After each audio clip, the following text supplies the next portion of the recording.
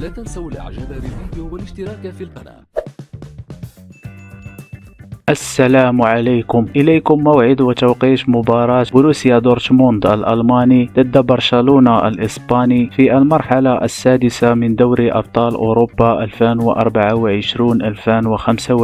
والقنوات الناقلة للمباراة. يحتل فريق برشلونة المركز الثالث في دوري أبطال أوروبا برصيد 12 نقطة، بينما يحتل فريق بروسيا دورتموند المركز الرابع بنفس الرصيد من النقاط. ويستضيف نادي بروسيا دورتموند نادي برشلونة في الجولة السادسة من دوري أبطال أوروبا على ملعب سيغنال إدونا بارك يوم الأربعاء 11 دجنبر 2024 في تمام الساعة 9 بتوقيت المغرب والجزائر و11 بتوقيت السعودية إن شاء الله. ومن المرتقب نقل هذه المباراة على قناة بين سبور HD1.